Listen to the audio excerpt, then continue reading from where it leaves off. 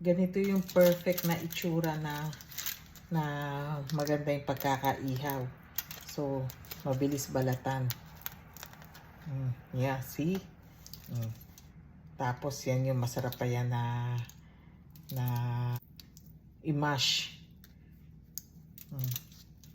Ang bilis niyang balatan.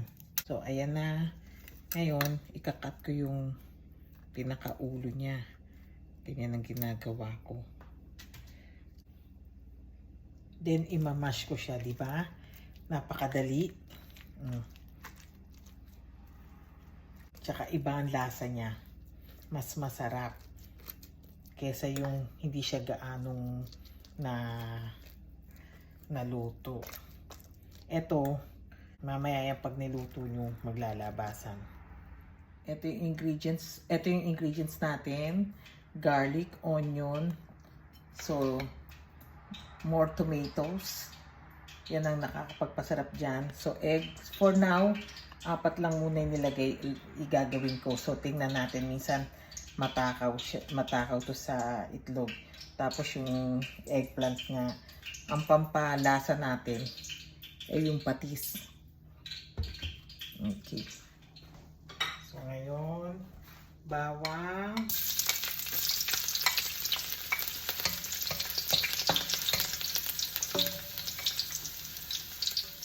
Sibuyas.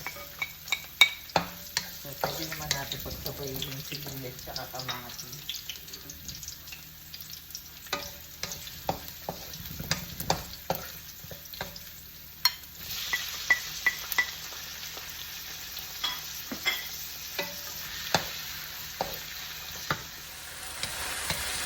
So, ganyan na yung itsura ng kamatis. So, pwede na natin ilagay si talong.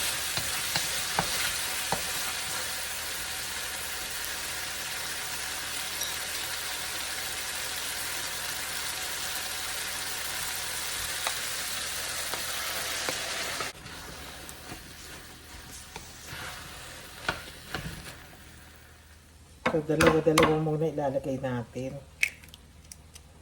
Hindi muna natin bibiglain.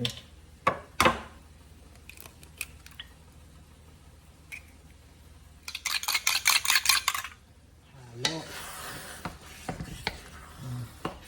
Ito nyo. Ayan. Malakas kumain to ng itlog. Yung dalawang remaining na egg again.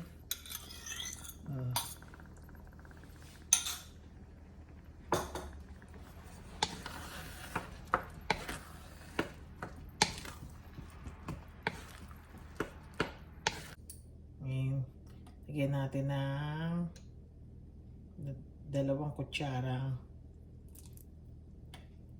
patis.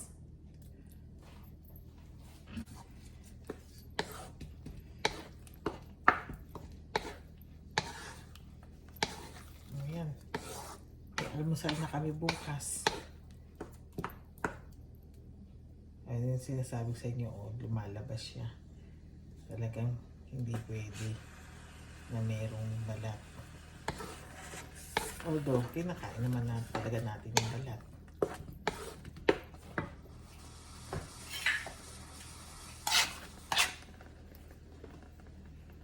Yan na ito na yung result niya. Pero, hindi ko muna siya ilalagay sa platter. Kasi pang almusal nga yan, hayaan ko lang muna dyan.